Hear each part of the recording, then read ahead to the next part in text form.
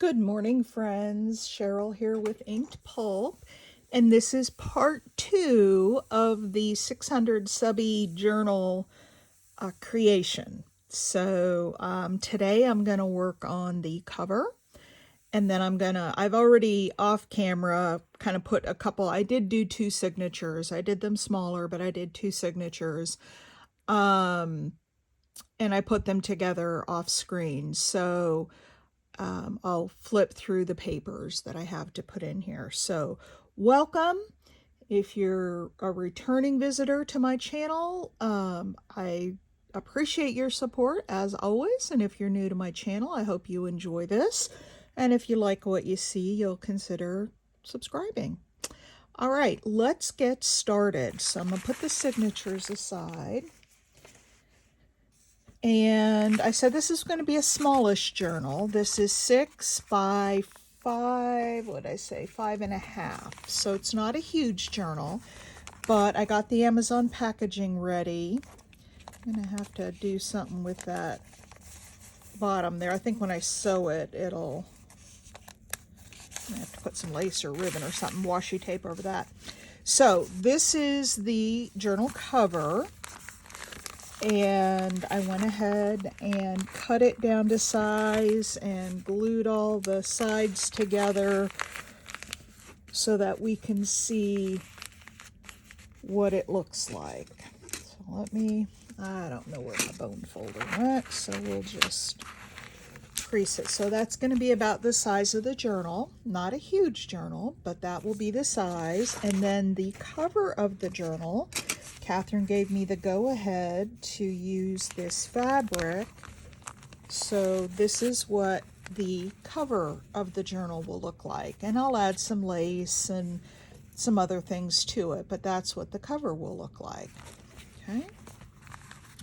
And then the inside paper that I chose was this one, because I think it goes really well with the colors. So this will be the inside paper. So with all that being said, let's get busy and put this thing together.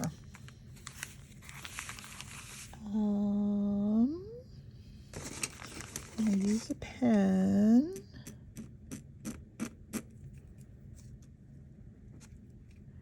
And mark this fabric here. And I'm going to make it a little bit bigger so I can cut it down after I get it glued on, because, and I'm wondering something. I don't want to tear this fabric because I think it will really fray a lot. So let's see if my paper cutter, my trimmer, nope, not really. I thought maybe that would cut it and then I wouldn't have to go back and trim it. So let's see here. Where did I put that?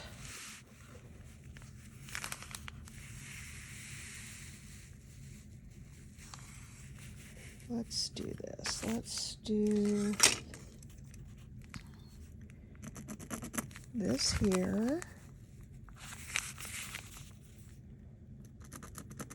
And this here, because I think that's going to be tall enough. I need to have a straight line to cut. I'm not good enough to be able to wing it. So we'll just draw a line there. And then we are going to go down. Let's see how far down this is. From there, it is, looks like 6.5. So let's go 6.5. I said 6 inches, but it looks like, well, I have some extra on there too. All right, so there's our line. Let's cut this down. Now, I am just going to, well, I am going to Fabri-Tac it in the middle so it stays down, but Am I getting the right? I am, but I'm gonna have to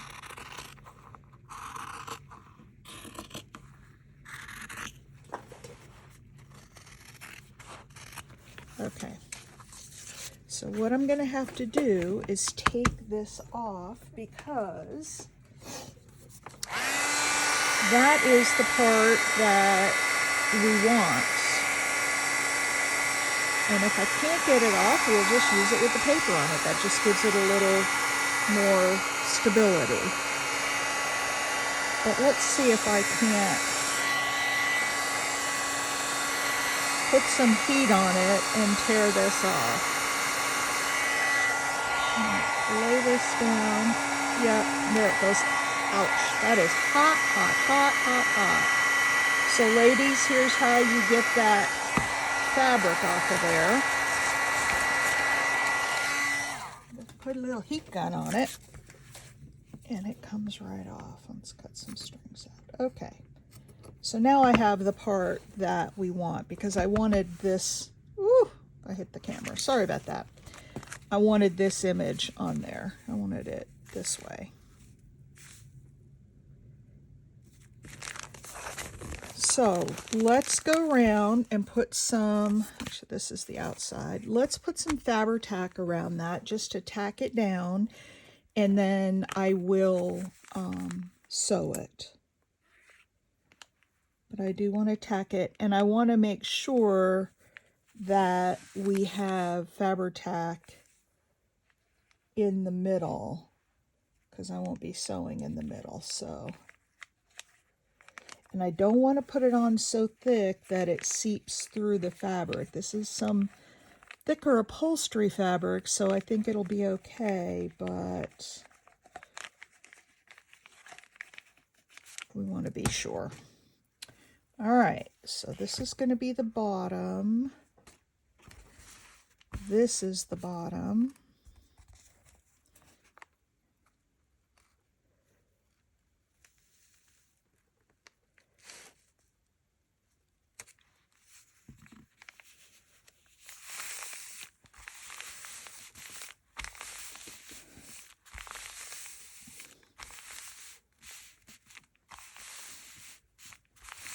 And there we go. Now I am going to cut this off. Now you may be wondering why, why I'm not leaving enough to round the corners. I am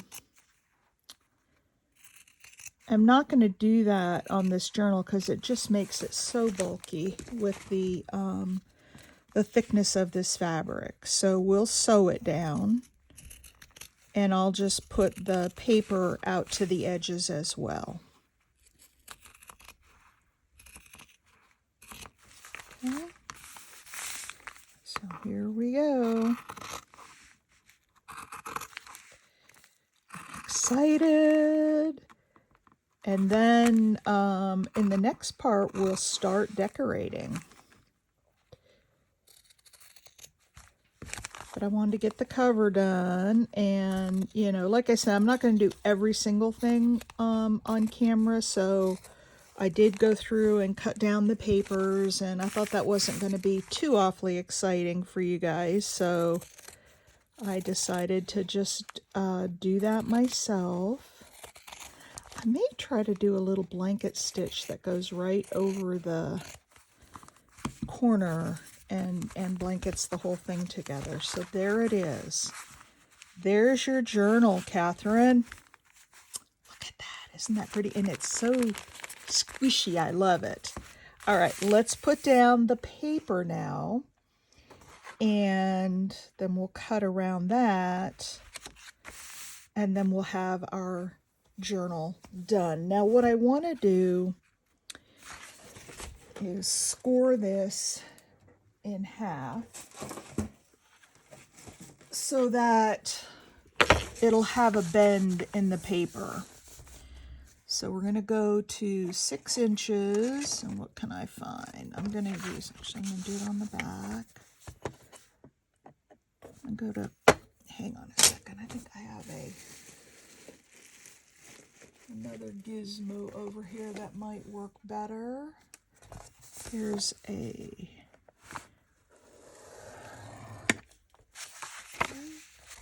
So there's that. And that will help it, and then I'll turn it back the other way here in a second. That will help it fold once we get it glued in.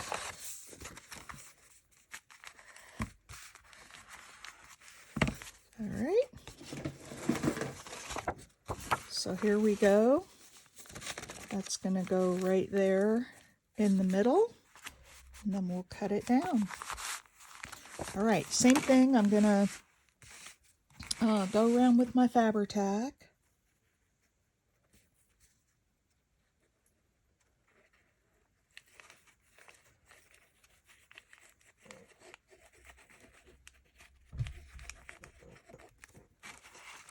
And this side.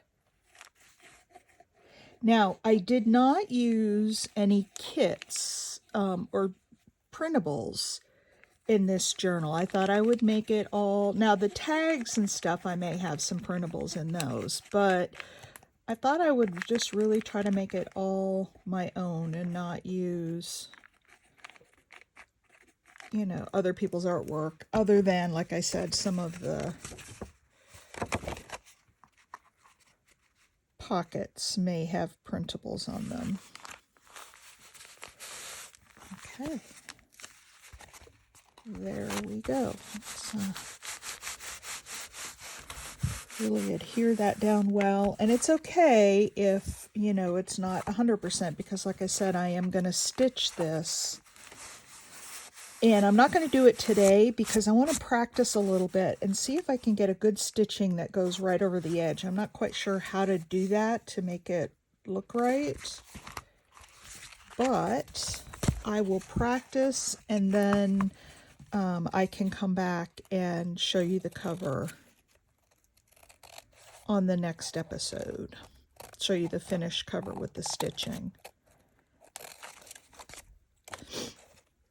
Now, I'm not going to completely finish the cover with, you know, lace and all that, because I want to think about it for a little bit and see what, you know, what we want to put in there. And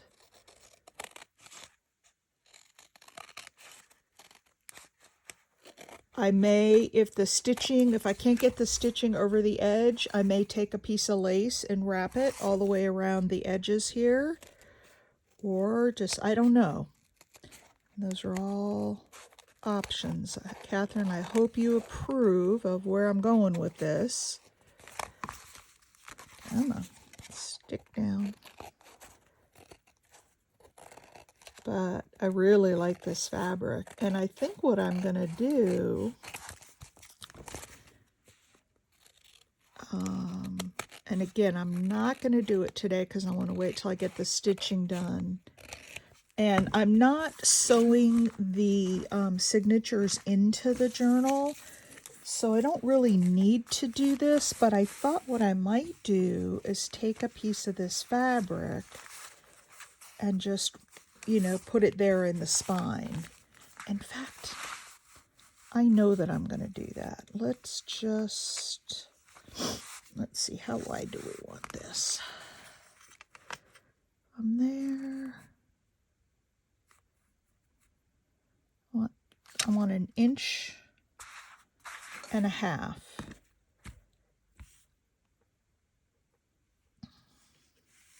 So let's do,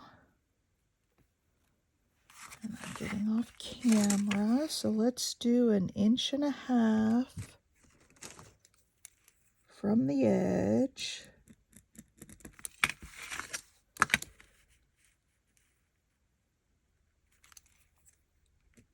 An 1.5 inches. I'll draw my line so I get it straight. I don't think this fabric would tear. Sometimes the upholstery fabrics don't tear very well, so I'm more about doing my lines. I'll get a, oops, that didn't work very well. What that tells me is that this, oh no, I am way off. Here's the other reason I need to do this with the pen first, because sometimes measuring, you measure and you think you've got it, and then when you look at it, it ain't right.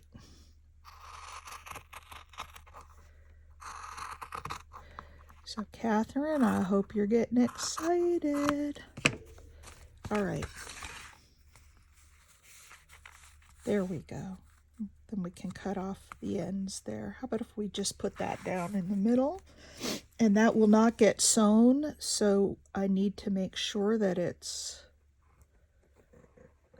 glued down really well with the Fabri-Tac.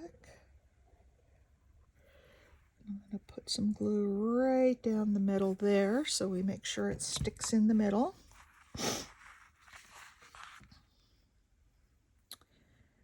And then we'll put this on, hopefully as close to the middle, even on both sides as I can get it. Oh, we need to go this way more. Pretty close. All right. Oh, good thing I have a glue eraser. I got some glue seeping out there, but that's all right. We'll just erase it off.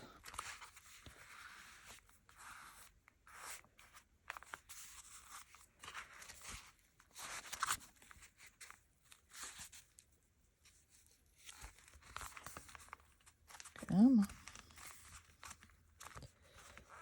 Get this thing, and that's the nice thing about Fabri-Tac is you can play with it a little bit. That's even and that's even. Okay. I'll cut off the top and bottom here. Not much up here.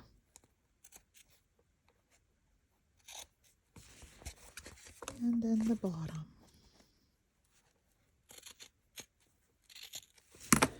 All right, that's going to need to sit and dry for a while, but there it is. There is the cover. We'll have stitching around here.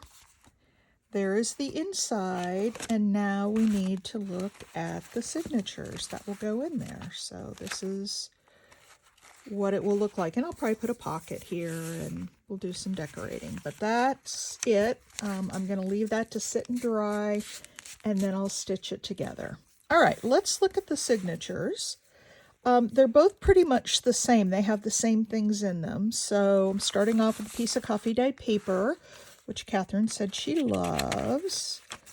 And then I've got a piece of this old railroad paper. It's kind of thin, so we'll need to beef it up with something. It's a smaller piece, and I may adjust it more to the middle, we'll see, but it's a smaller piece. And then I've got this old ledger paper that I use the black bean dye on. I've got an envelope, a craft envelope, and I may glue this down and open it up as a side pocket since it's a little bit shorter and then something could stick out there. I've got a piece of the black bean dyed paper, and again, it doesn't go quite to the end, so a little variety. This was that old magazine from the 1700s. I wasn't sure if I was going to use it, but I thought there was some cool stuff in there. So that's that and that page, and we can certainly decorate. This is a piece of coffee dyed school paper, notebook paper. Another piece of coffee dyed paper. When you open it, this is the middle of the signature. I folded this up, so we'll have a pocket there. And then when I folded it up, the pocket was kind of tall for this small of a notebook, so I folded that over, and you know, I may put some lace or something on those flaps. And then the back side. Settle for stocking. Calling all women to New Spain will give you petticoats and stockings. You'll own the land with your husband. Act now, don't delay. I love it. Okay.